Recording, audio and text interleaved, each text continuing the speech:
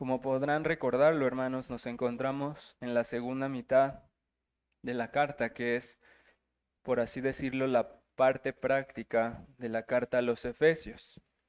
Es la parte en la que Pablo aplica las verdades que había estado enseñando en los primeros 3 capítulos. Comienza a aplicarlas a la vida práctica de los Efesios. Por eso decimos que esta es una parte práctica de su carta.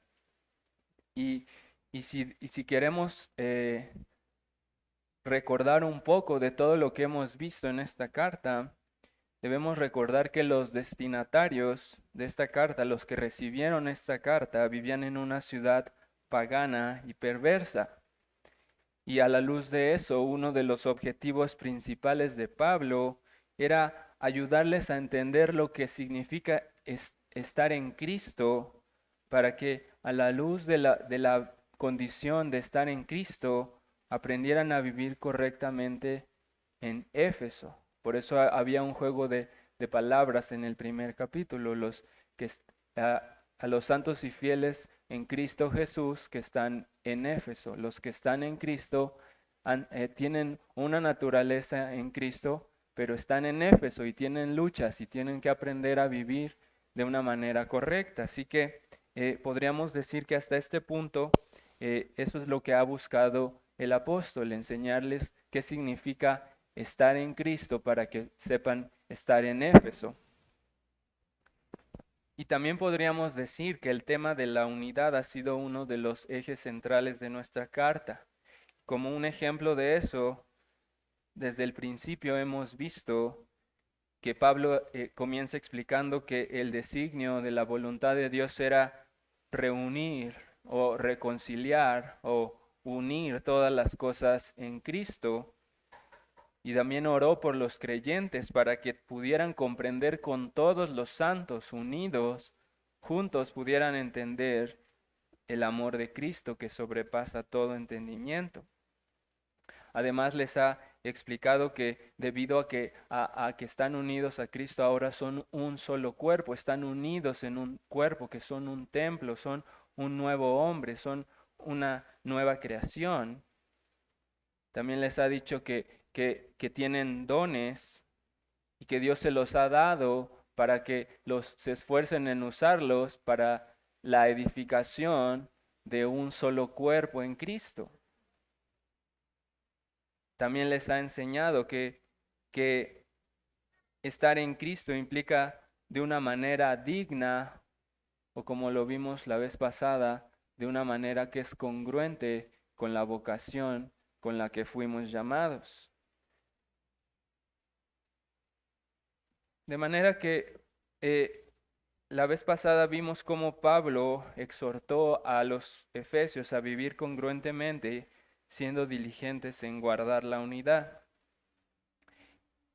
Y vimos cómo él empezó una exhortación diciéndoles que se esforzaran por guardar la unidad, pero de pronto hizo una especie de paréntesis en la que explicó acerca de se desvió un poco para hablar más de unos dones en específico que les llamamos en aquella ocasión los dones hombres, que habían sido dados a la iglesia con el fin de perfeccionar los dones que la iglesia tiene y todo otra vez para redundar en la unidad y en la preservación del cuerpo de Cristo. Y así es como entramos a nuestro versículo 17 del capítulo 4, donde dice: esto pues digo y requiero en el Señor, que ya no andéis como los otros gentiles que andan en la vanidad de la mente. Y aquí la gramática del texto nos apunta a que Pablo está conectando estas palabras con la exhortación que había comenzado a hacer en el versículo 1. Pocas palabras, esta es parte de la misma exhortación que ya nos había hecho a vivir dignamente y a guardar la unidad. Simplemente está añadiendo a lo que ya nos dijo. Sigue estando en su mente la idea de guardar la unidad y de guardar, de guardar la unidad del cuerpo de Cristo y de vivir de una manera que sea congruente con nuestra vocación. Así que primero les dice, yo pues, preso en el Señor, os ruego que andéis como es digno de la vocación con que fuisteis llamados, y luego les añade, esto pues digo y requiero en el Señor, que ya no andéis como los otros gentiles. Y hermanos, quiero que notemos el tono solemne de estas palabras de Pablo. Él está requiriendo algo en el Señor. Dice, esto pues digo y requiero en el Señor. Es decir, les está dando un mandato que es alto y sublime. No está diciendo, esto les recomiendo. Está diciendo, esto digo en el Señor. Es casi, me recuerda a los profetas que dicen, así dice Jehová. Esto lo manda tu Dios. Y Él quiere que sepamos que Dios directamente a través de Él está pidiéndole a sus lectores que ya no anden como los otros gentiles. Si recordamos un poco del contexto en el que ellos vivían, es un contexto en el que estaban rodeados de gentiles. Y no cualquier tipo de gentiles, estaban en una ciudad muy perversa, una ciudad en donde la opresión, las burlas, las quejas, las restricciones, los reproches, las comparaciones de parte de la cultura pagana los tenían prácticamente apretados, no los dejaban ni respirar un solo momento, no podían ni siquiera ir al mercado si no le ofrecían primero ofrendas a los dioses paganos. Entonces ellos estaban oprimidos por la cultura pagana a adaptarse a sus culturas y a sus formas. De hecho, en la antigüedad había un dicho que de alguna manera todavía se conserva entre nosotros con diferentes formas, pero en la antigüedad se decía, cuando vayas a Roma, haz lo que los romanos. Es más fácil hacer lo que el mundo hace y el imperio romano era tan persistente, tan invasivo, incluso tan grande, tan majestuoso, que pues lo común era ir a Roma a hacer lo que hacían los romanos, a adorar a sus dioses falsos. Pero Pablo sabía de esta presión fuerte y sabía que lo que les iba a pedir les iba a costar trabajo recibirlo, pero él no titubeó ni un momento y puso la autoridad divina delante de él y dijo, así dice Dios, esto les pido en el Señor. Quiero que consideren que les voy a pedir algo de parte de su Dios. No es mi recomendación de cómo yo opino que deberían vivir y conducirse en esta ciudad pagana.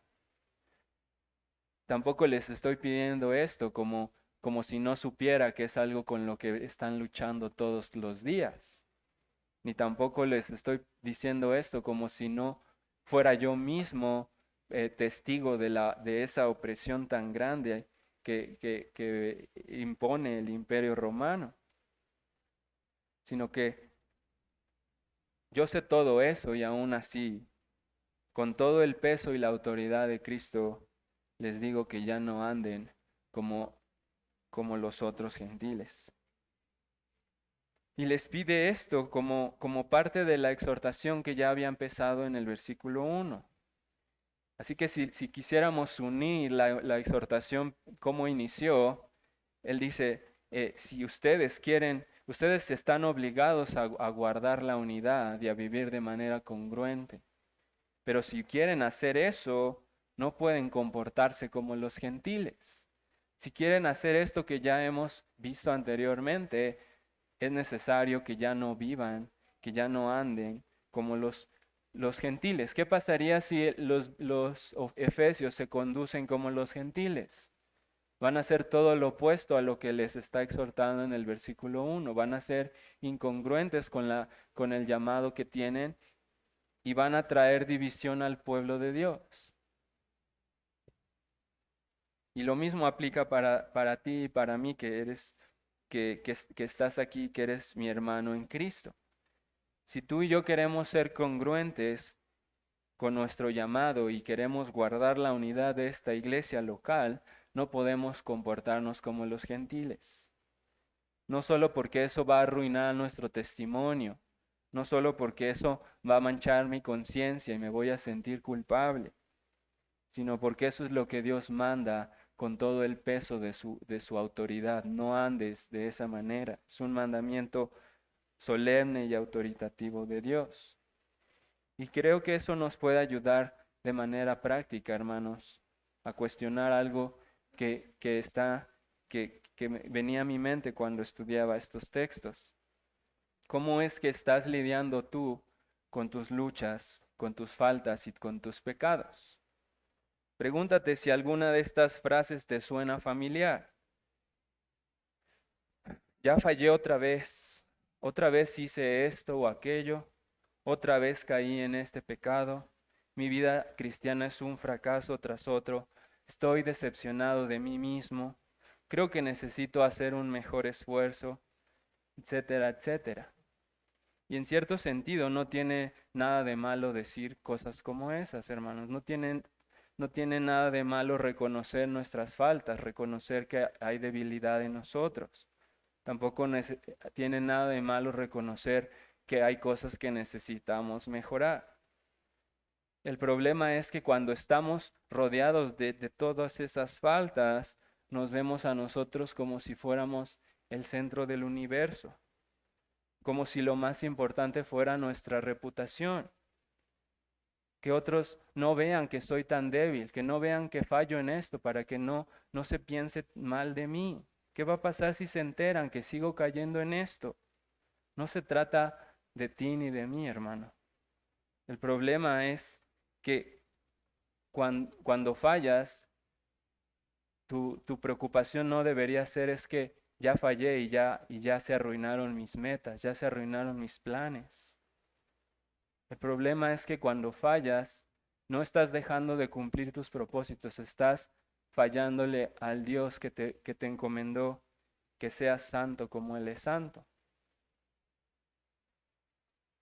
Estás fallando. Cada vez que fallamos, nuestras faltas están, de alguna manera, están estorbando para el propósito que Dios tiene para su iglesia como un todo, como una unidad. Es decir, hermanos, Dios no te manda a que seas diferente al mundo para que te conviertas en la persona más moral y para que todos te aplaudan y todos te feliciten porque tienes muy buena moral y muy buen desempeño. Más bien Dios nos manda a ser diferentes porque si no lo hacemos, vamos a atentar contra la unidad de su pueblo. Es decir, hermano, cuando fallas no solo te afectas a ti mismo, afectas a toda la iglesia de Cristo y le fallas principalmente a aquel que te salvó. Y el problema esto es difícil de escuchar, pero el problema es que a veces nos duele más habernos fallado a nosotros mismos que haberle fallado a nuestro Dios. Yo quiero que nos preguntemos juntos cuántas veces nos ha invadido el desánimo porque vemos nuestro progreso o nuestra falta de progreso. ¿Cuántas veces nos enojamos con nosotros mismos porque un solo error estropeó algo en lo que veníamos esforzándonos por mucho tiempo? Pero creo que la pregunta correcta no es cuántas veces te has enojado de esa manera, sino qué es exactamente lo que nos enoja cuando pasa eso. ¿No será más bien que lo que nos enoja es que puedan pensar algo mal de nosotros?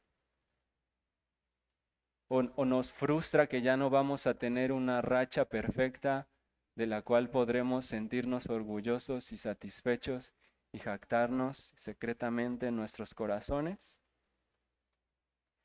La realidad es que muchos de nosotros, incluido yo, deberíamos más bien aprender a enojarnos y a entristecernos por pensar tanto en nosotros mismos.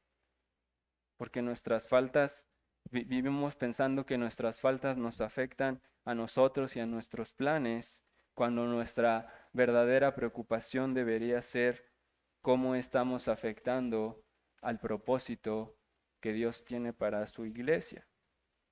¿Y por qué digo esto, hermanos? Quiero que vean cuál es la lógica detrás de esto que estoy diciendo. Cuando Dios creó a Adán, Él le dio a él y a su descendencia un propósito, que era extenderse por toda la tierra, multiplicarse y de alguna manera extender su reino, llevar su gloria y su presencia a toda la tierra. Pero cuando Adán pecó, la caída trajo muerte, trajo destrucción, trajo falta de unidad, trajo desunión entre los hombres. Los hombres tienen esa tarea de parte de su Creador, pero no la están haciendo. No vemos a los hombres de esta tierra avanzando el reino de su Creador, porque entre ellos mismos están peleados, entre ellos mismos están desunidos por causa del pecado. Ahora bien, si tú estás en Cristo, ahora tú eres parte de una nueva creación. Y así como la vieja creación tenía el propósito de extender el reino de Dios, si tú eres de la nueva creación, sigues teniendo ese propósito y lo tienes con mucha más razón. Pero cuando tú faltas a una de las leyes de Dios, cuando tú pecas, tus faltas están rompiendo esa unidad. Ahora tus faltas están obstaculizando a la iglesia para que haga el propósito de extender el reino de Dios. Por esa razón, la pureza y la unidad son elementos indispensables para la extensión del reino de Dios. Y por eso la falta de unidad y la falta de pureza o la impureza van a ser estorbos grandes para el avance y el crecimiento del reino de Dios y del pueblo de Dios. Así que por esa razón Dios nos manda tan solemne y tan autoritativamente: ya no andéis como los otros gentiles. Y quiero que vean en sus textos cómo más adelante añade una descripción de estos gentiles, de los que ya no debemos andar, o con los que, vean cómo los describe. Dice que andan en la vanidad de su mente, teniendo el entendimiento entenebrecido, ajenos de la vida de Dios por la ignorancia que en ellos hay, por la dureza de su corazón, los cuales, después que perdieron toda sensibilidad, se entregaron a la lascivia para cometer con avidez toda clase de impureza.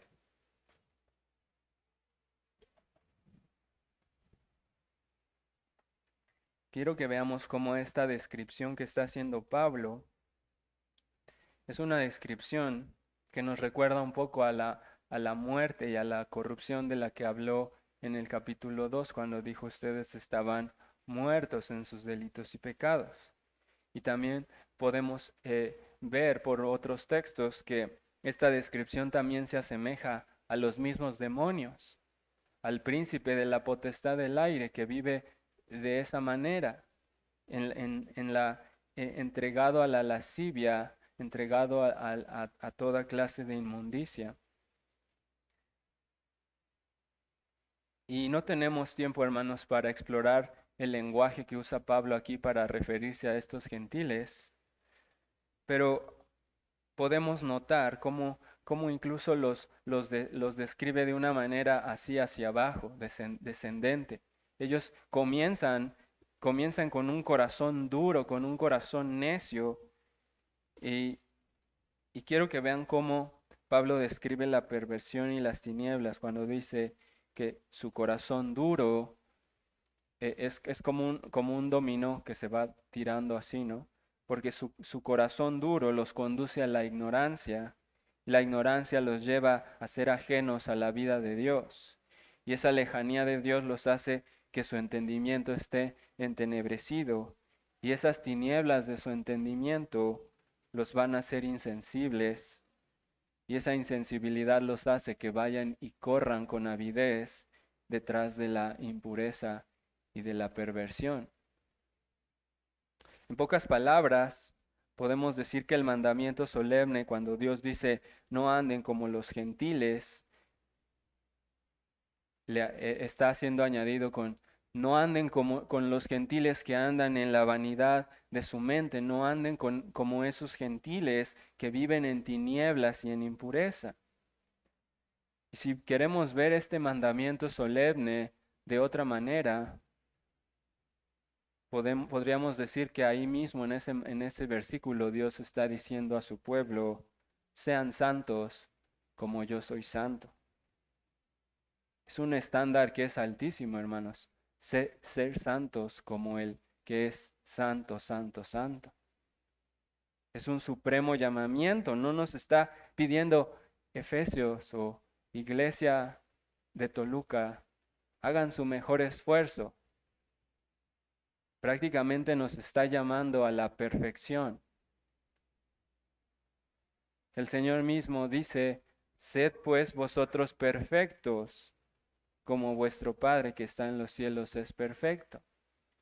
Entonces esto que está pidiendo Pablo en estos primeros versículos es algo que pesa, es algo que, que es incluso aterrador. Dios nos está pidiendo, no sean como los gentiles, sean como yo soy, sean santos como yo soy santo, sean perfectos como su Padre que está en los cielos es perfecto.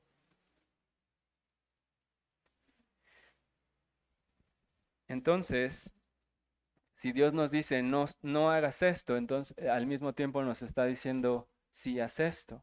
No seas como los gentiles, pero sí sé cómo es Cristo. El mismo apóstol Juan dice el que cree en Cristo debe andar como Él anduvo. Entonces, quiero que nos preguntemos algo, porque seguramente alguno está diciendo, pero entonces, ¿qué Pablo está pidiendo que seamos perfectos? Que está afirmando que el cristiano es capaz de ya no pecar. Pablo está afirmando aquí que la perfección es posible de alcanzar en esta vida. Claro que no, hermanos. Él mismo dice en Filipenses 3, 13 al 14, hermanos, yo mismo no pretendo haberlo ya alcanzado, pero una cosa hago, olvidando ciertamente lo que queda atrás y extendiéndome a lo que está delante, prosigo a la meta, al premio del supremo llamamiento de Dios en Cristo Jesús. Entonces, ¿por qué Pablo o por qué Dios está usando a Pablo para pedir esto que es tan solemne? Creo que la respuesta es muy sencilla. Lo que Pablo está diciendo es, ya no anden como ellos porque ya no son como ellos. Ellos son tinieblas y por eso andan en tinieblas, pero ustedes son luz. No pueden andar como ellos porque ustedes no son como ellos. Quiero que leamos cómo avanza Pablo y nos dice en el versículo 20, mas vosotros no habéis aprendido hacia Cristo, si en verdad le habéis oído y habéis sido por él enseñados conforme a la verdad que está en Jesús. En cuanto a la pasada manera de vivir, despojaos del viejo hombre que está viciado conforme a los deseos engañosos y renovaos en el espíritu de vuestra mente y vestíos del nuevo hombre creado según Dios en la justicia y santidad de la verdad. Y creo que este es el punto central de Pablo. Pablo está hablándonos del Evangelio de Cristo, un Evangelio que es tan poderoso que transforma todo. Nosotros éramos tinieblas como esos gentiles, pero ahora somos luz y debemos andar como hijos de luz, les dice más adelante en el capítulo 5, versículo 11. Nosotros teníamos el entendimiento entenebrecido, pero ahora tenemos una conciencia despierta y clara. Nosotros éramos esclavos de vanidades, pero ahora somos libres en Cristo. Estábamos muertos en delitos y pecados, pero hemos sido creados para buenas obras. Estábamos entregados a la inmundicia y a la impureza, pero en Cristo somos santos y sin mancha delante de Dios. Y es verdad, hermanos, no somos como quisiéramos, pero tampoco somos lo que éramos antes. Pablo nos está mandando a ya no andar como los gentiles que están corrompidos y entregados a la inmundicia, no porque eso es meramente lo correcto, no porque no es como si Pablo estuviera diciendo, es que, ¿cómo se les ocurre andar de esa manera? ¿Qué van a pensar de ustedes? Eso no se hace. Aprendan a comportarse mejor. No es lo que Pablo está haciendo. Pablo está diciendo, no hagan eso porque ustedes ya no deberían hacer eso. Ustedes ya no son iguales que los gentiles. Pablo está haciendo un contraste, está poniendo un abismo entre lo que son los gentiles y lo que son los cristianos. Él dice, más vosotros, está diciendo, estos son los gentiles, ya no anden como ellos, porque ustedes son otra cosa, ustedes son aparte, son distintos a ellos. Ustedes no han aprendido hacia Cristo, si en verdad le habéis oído y habéis sido por él enseñados conforme a la verdad que está en Cristo. Y aquí Pablo está usando un lenguaje muy peculiar para expresar los efectos del Evangelio en las vidas de los creyentes. Pablo aquí nos está de alguna manera presentando la escuela de Cristo. ¿Alguna vez habían escuchado ese término? La escuela de Cristo. Los puritanos lo usaban mucho y este es uno de los textos que usan para hablarnos de la escuela de Cristo. Pero lo que está haciendo Pablo aquí es decirnos, nos está hablando de una escuela, por así decirlo, en la que Cristo es el maestro. Y lo interesante es que dice que Cristo es el que nos enseña a Cristo, que todos los estudiantes de la escuela de Cristo son enseñados por Cristo y lo que Cristo enseña es Cristo. Y yo sé que eso parece un trabalenguas, hermanos, pero también sé que podría ser confuso, que en nuestra mente podríamos estarlo leyendo como si dijera que Cristo nos enseña acerca de Cristo, pero no dice que no aprendieron así acerca de Cristo. No dice, ustedes no aprendieron así de Cristo. Dice, ustedes no aprendieron así a Cristo. Es decir, Pablo está diciendo que si somos verdaderos creyentes, nosotros hemos aprendido a una persona. Esto es algo difícil de percibir por nuestras mentes. Pero Pablo nos está hablando de Cristo no como un tema del cual se aprende, no como una ciencia, no como un tema de estudio. Nos está hablando de la persona de Cristo. Nos está hablando de aprender a Cristo como una persona. Y lo que esto significa en términos más sencillos es que el cristianismo es más que preceptos morales. El cristianismo es más que meras ideas y palabras huecas. En la escuela de Cristo no solo aprendes acerca de Cristo, sino que lo aprendes a Él. La religión cristiana no es un conocimiento vacío, es una religión que está acompañada de una comunión viva con la persona de Cristo. Es una religión que se ve materializada en la vida práctica y en las buenas obras. Es una religión que produce justicia y santidad y buenas obras. En pocas palabras, ¿por qué dice que Cristo nos enseña a Cristo? A lo que se refiere es un poco de lo que ya había dicho antes, que Él ha dado dones a los hombres y que estos dones hombres, que son, algunos son profetas, algunos son apóstoles, algunos son pastores, maestros, ellos han sido dados por Cristo para la edificación de la iglesia. Y de alguna manera cuando ellos nos enseñan, es como si Cristo mismo estuviera enseñándonos a Cristo a través de ellos. Eso es lo que está diciendo. Entonces, está diciéndonos que hemos aprendido a Cristo para conocerlo a Él personalmente. Hemos aprendido a Cristo y si tú estás aquí y has aprendido a Cristo, tú tienes que identificar que Él no es como el mundo. Tú sabes con todo tu corazón que Cristo no es como el mundo. Entonces lo que Pablo está diciendo cuando le dice a los efesios, no anden como este mundo, porque así no es como aprendieron a Cristo, es básicamente, ustedes no pueden ser como ellos porque ustedes están unidos a Cristo y Cristo no es como ellos. Ustedes están unidos a Él y por lo tanto ya no son de este mundo, ya son como Cristo. Y esto, hermanos, es una verdad más profunda de lo que yo les puedo explicar con palabras. Nuestra unión con Cristo es más asombrosa de la que cualquiera de nosotros podría imaginar. Y Pablo a lo largo de esta carta ha tenido en mente esta unión con Cristo. Él usa una y otra vez la expresión en Cristo. Nos ha expuesto cuáles son las riquezas inescrutables que tenemos en Cristo, es decir, en unión con Cristo.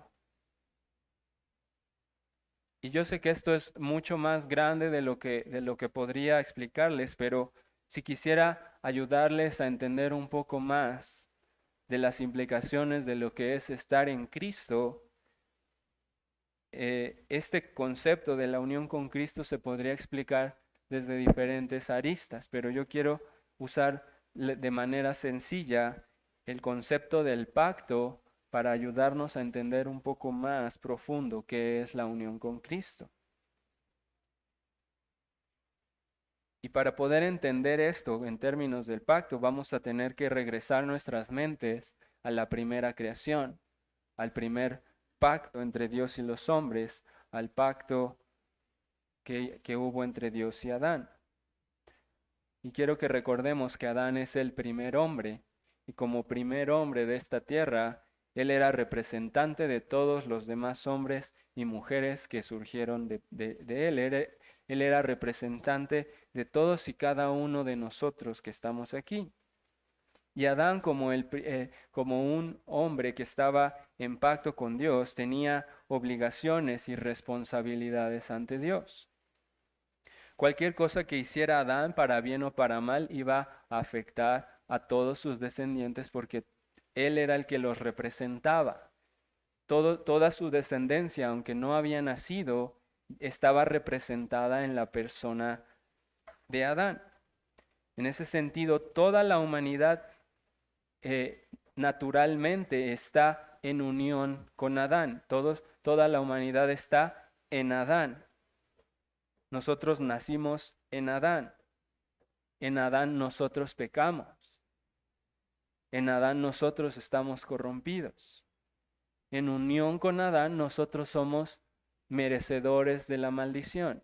Espero que estén viendo el punto al que me refiero. Eso es estar en Adán. Estamos representados por Él en todos los sentidos que tienen que ver con el pacto. O sea que si Adán hubiera hecho todo lo contrario a lo que hizo, si Adán hubiera obedecido perfectamente, nosotros habríamos heredado su obediencia perfecta. Si Adán se hubiera ganado la vida eterna con sus buenas obras, nosotros hubiéramos heredado la vida eterna. Nuestra unión con Adán es tan estrecha que su quebrantamiento del pacto es nuestro quebrantamiento del pacto. Su naturaleza corrupta es nuestra naturaleza corrupta porque estamos en Adán por naturaleza. La manera en la que Él trató el pacto y lo pisoteó y lo quebrantó es atribuida a nosotros porque estamos en Adán por naturaleza. Así que así de estrechos estamos unidos a Él. Y en ese mismo sentido, quiero que veamos qué implica estar unidos a Cristo. Estar en Cristo significa ser representados por Él en términos del pacto. Así que su obediencia de Cristo es nuestra obediencia. Su justicia es nuestra justicia. Su victoria es nuestra victoria. Y así podríamos pasar horas y horas hablando de todo lo que es nuestro en Cristo. Pablo ya nos ha dado pistas de eso cuando nos dijo que así como Cristo es el templo de Dios, nosotros ahora somos el templo de Dios.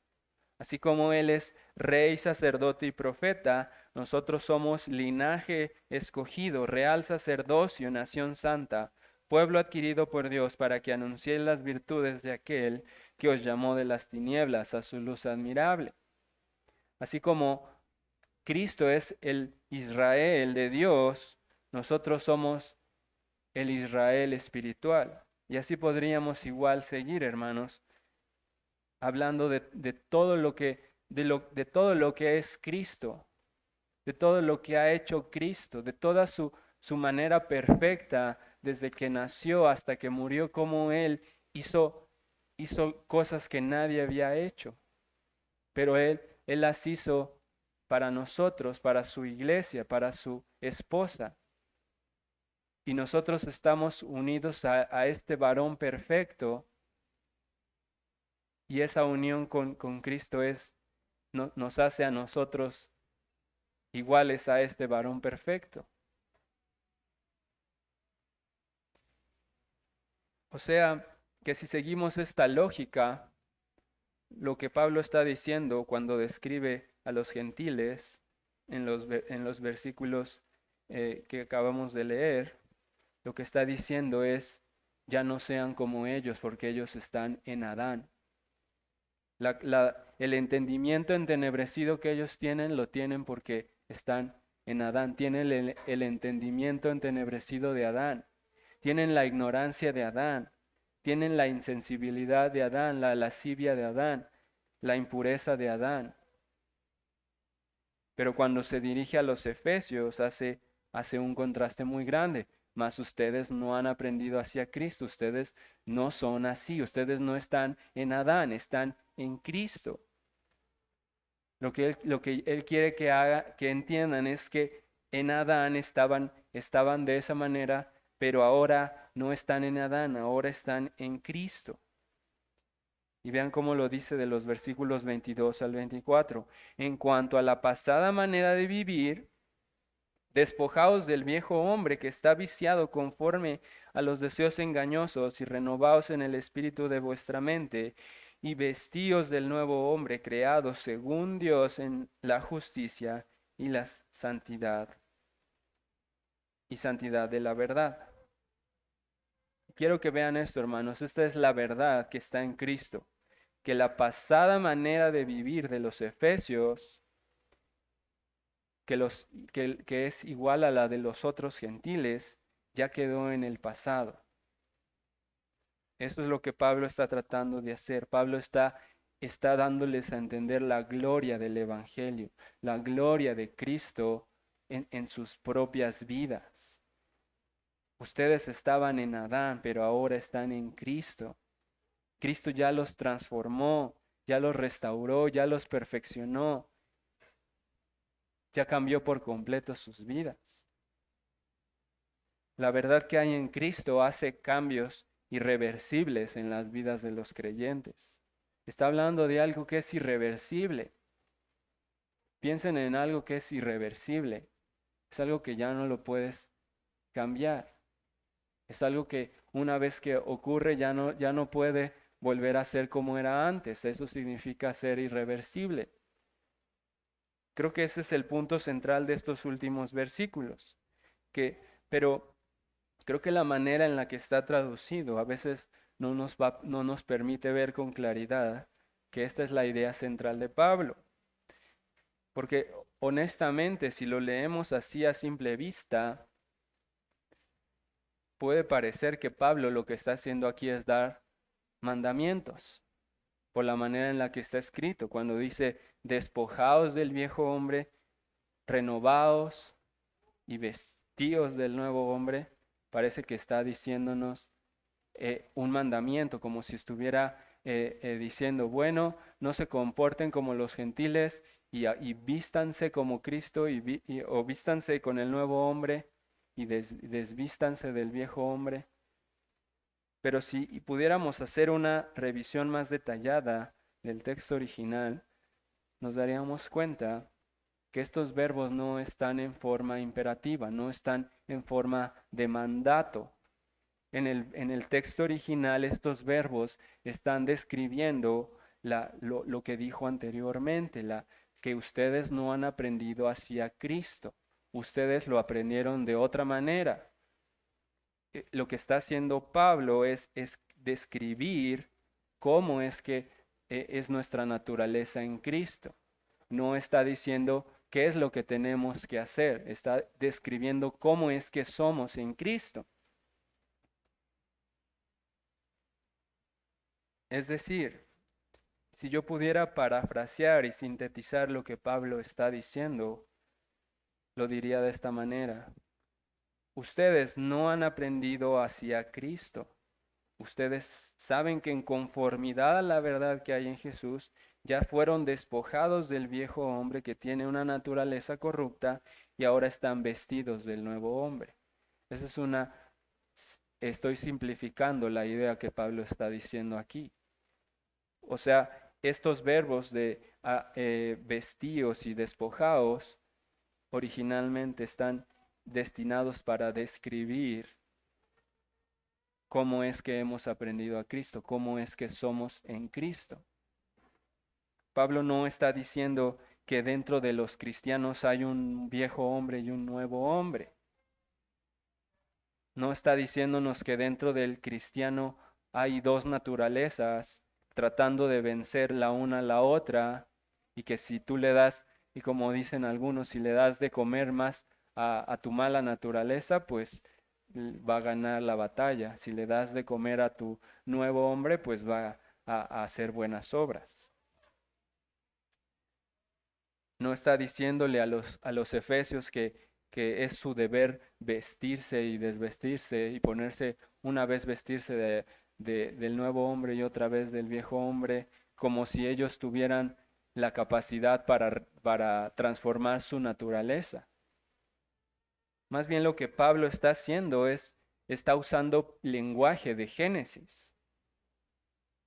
Pablo está haciéndonos referencia a Adán como el viejo hombre y a Cristo como el nuevo hombre, y está usando este lenguaje de vestir y desvestir.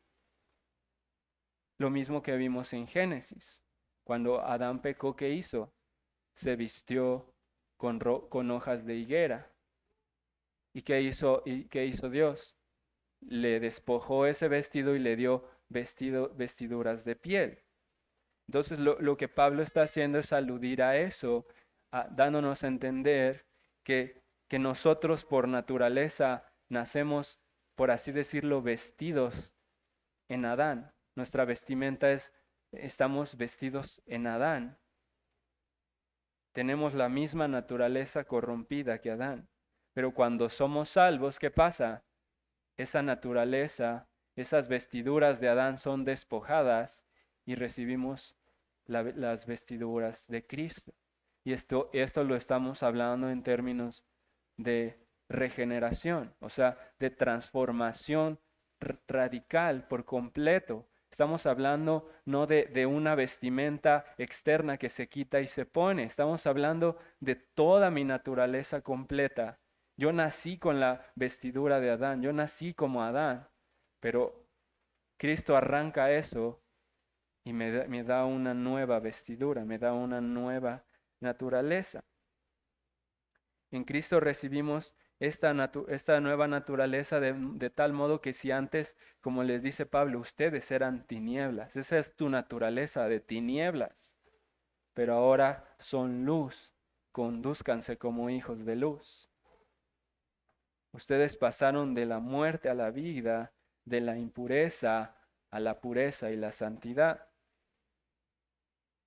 Y Pablo sigue usando lenguaje de Génesis cuando dice que este nuevo hombre fue creado según Dios. Esa palabra, esa expresión según Dios, se parece mucho a la manera en la que dice que Adán fue creado según la imagen y la semejanza de Dios. Pero ahora este es un nuevo Adán que fue creado según la justicia y la santidad de la verdad. Es un mejor Adán. Es un Adán que no es corrompible. El primer Adán fue creado a la imagen y la semejanza de Dios, pero no era perfecto. Este nuevo Adán en el que hemos sido creados fue creado según la justicia y la verdad y la santidad de la verdad.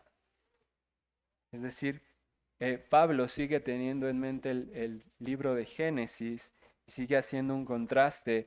Esta es la vieja creación, esta es la nueva creación. Estos son los gentiles, están corrompidos, ustedes son en Cristo, en el nuevo Adán, con una nueva naturaleza y con una nueva,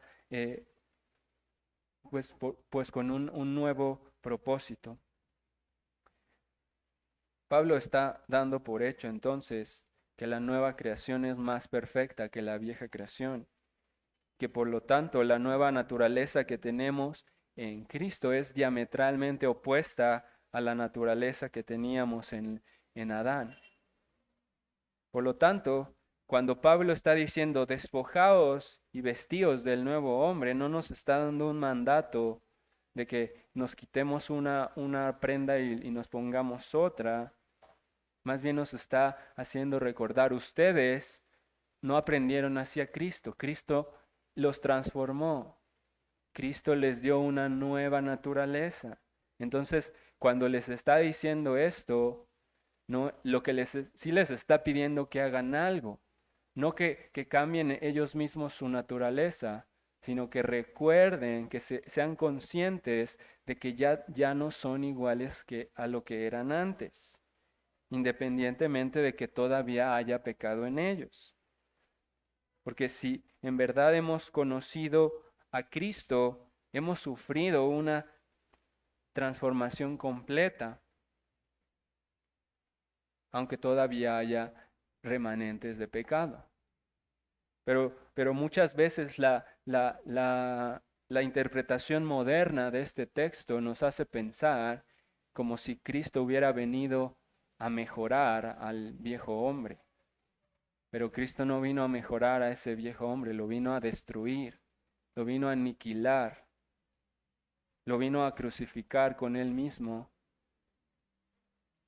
y vino a crear a uno nuevo.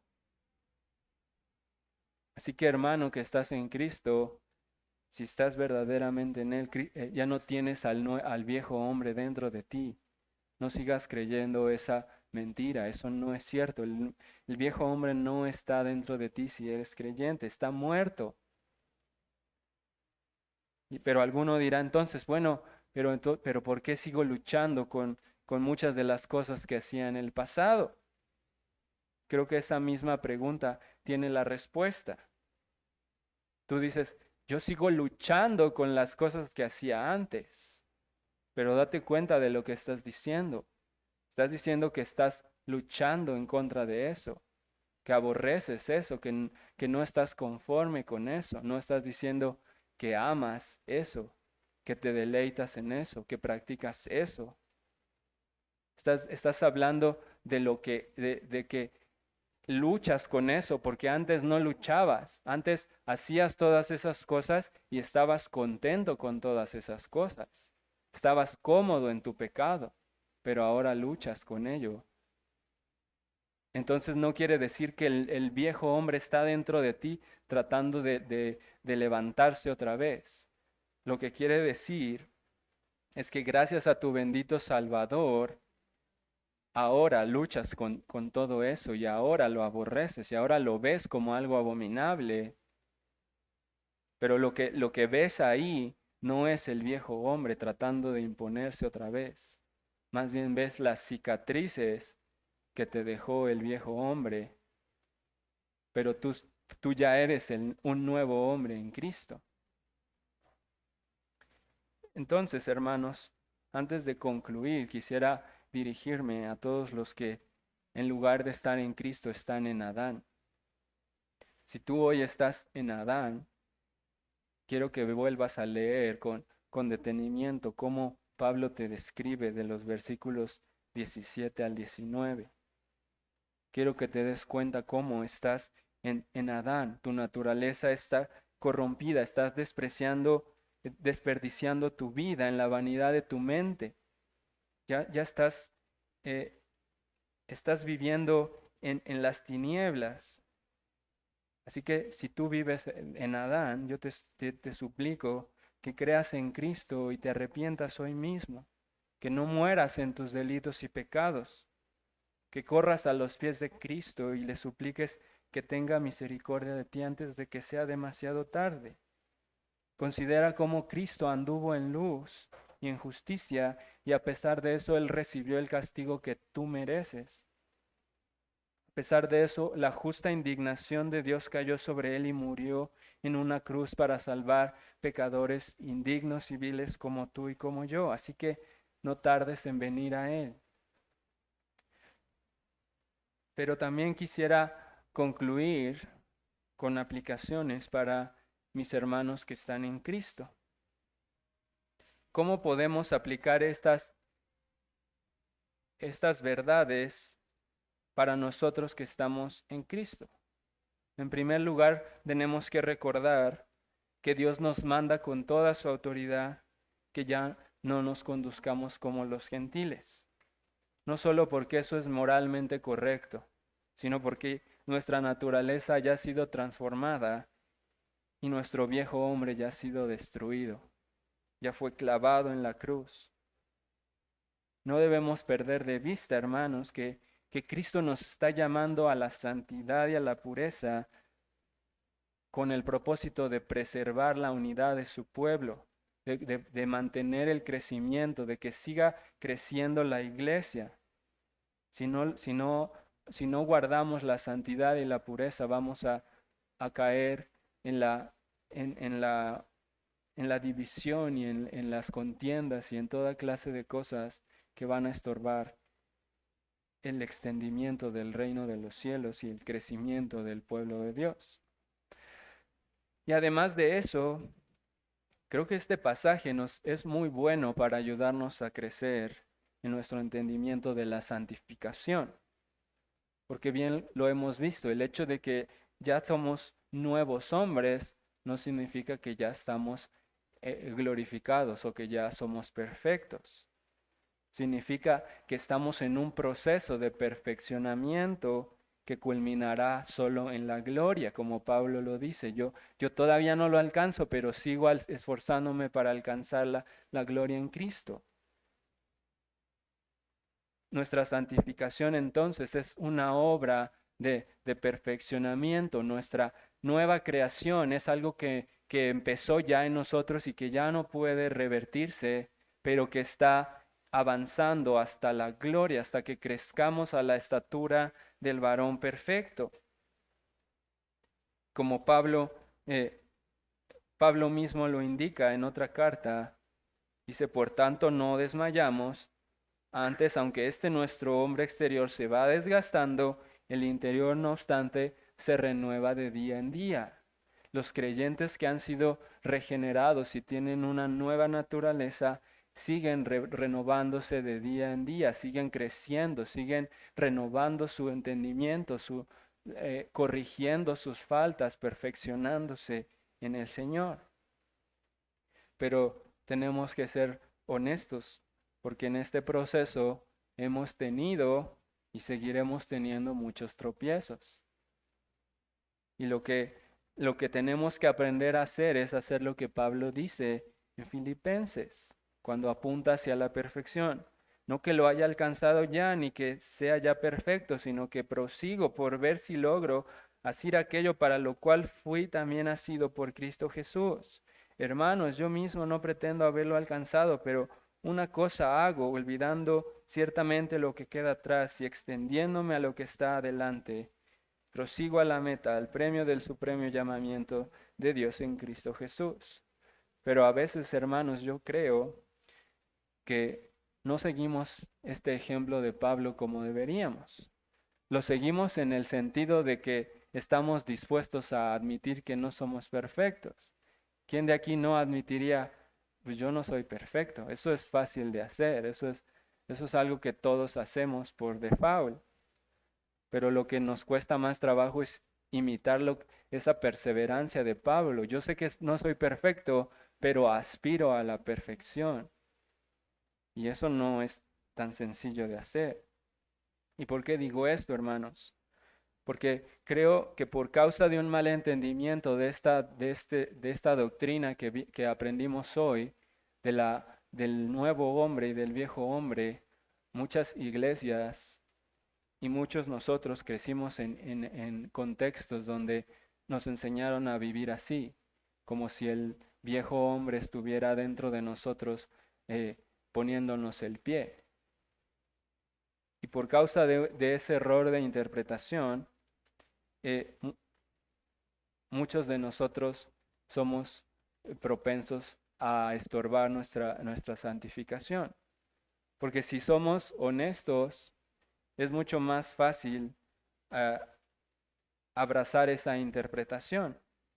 Es mucho más fácil tomar esa postura y usarla como un pretexto para decir, "Bueno, es que es mi viejo hombre, es que eh, pues así siempre he sido". ¿Quién de nosotros no ha caído en esa tentación, hermanos, de zafarse de alguna responsabilidad echándole la culpa a su viejo hombre?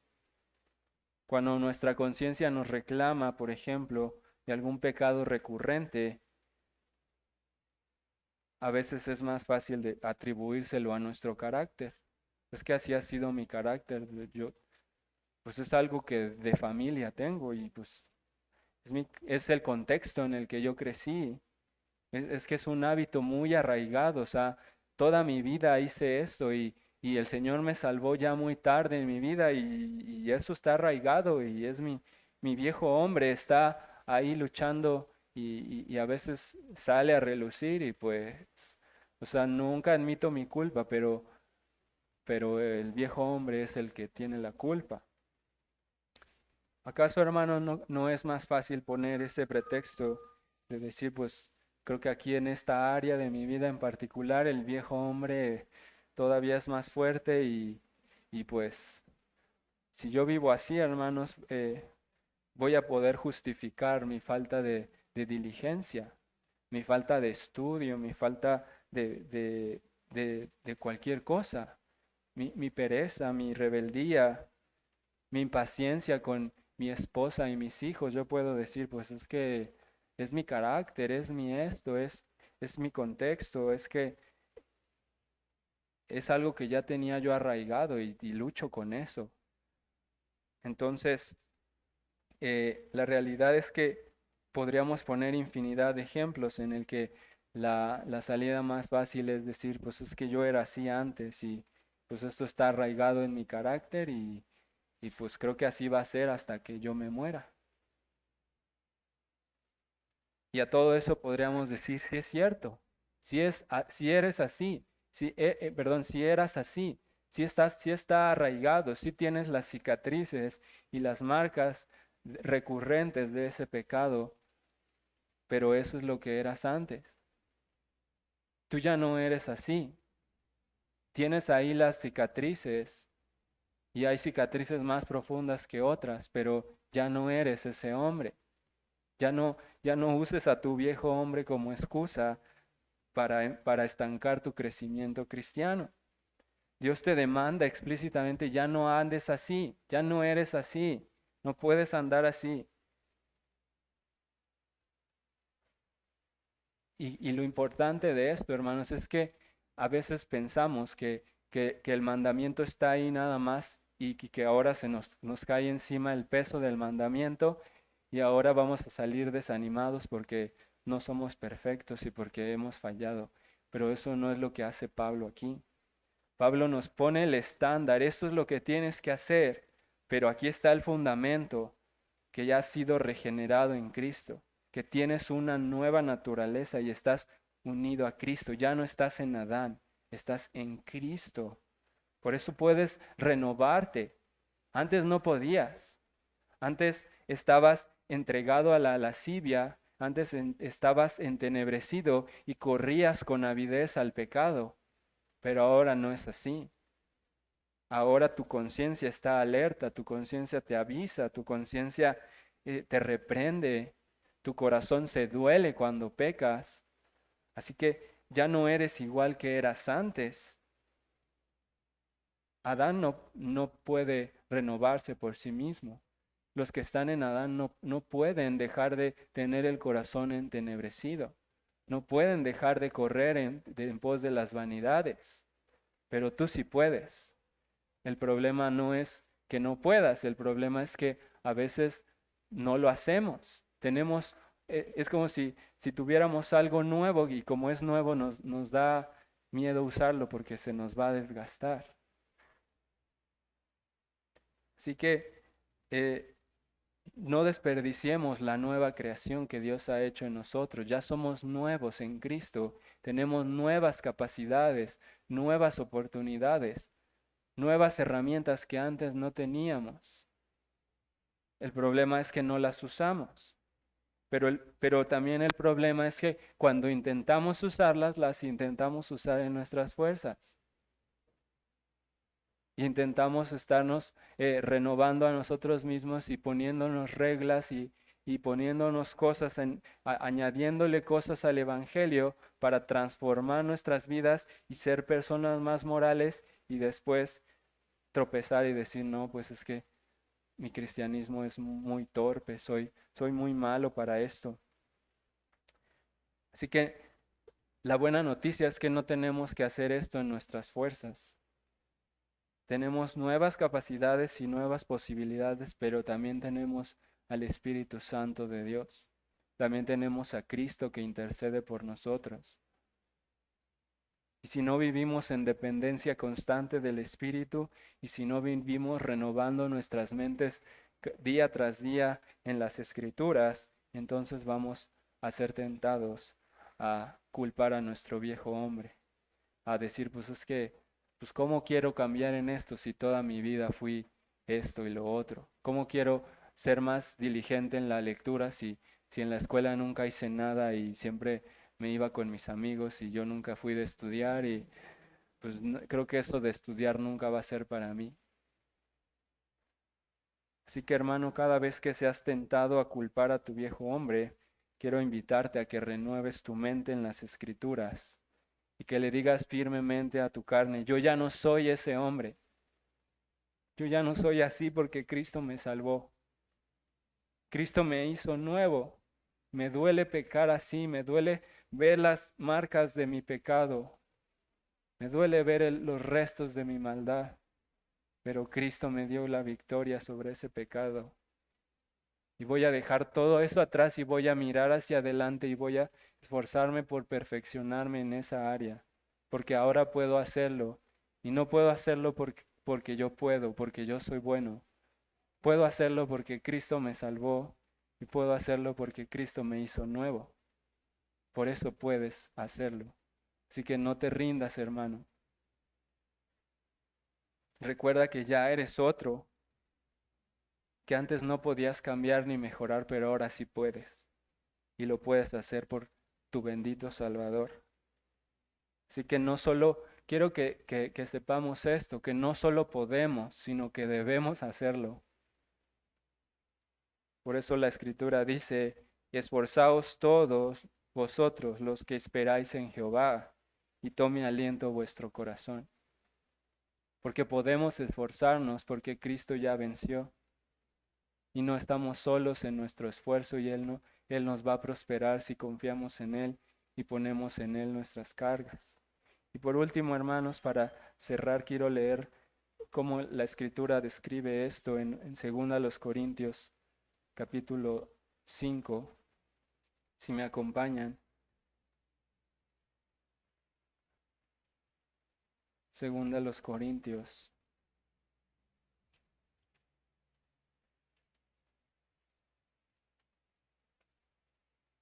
5:17.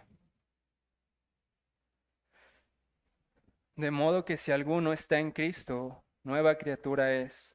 Las cosas viejas pasaron, he aquí todas son hechas nuevas. Y todo esto proviene de Dios, quien nos reconcilió consigo mismo por Cristo y nos dio el ministerio de la reconciliación. que Dios estaba en Cristo reconciliando consigo al mundo, no tomándoles en cuenta a los hombres sus pecados, sino se encargó a nosotros la palabra de la reconciliación. Amén, hermanos.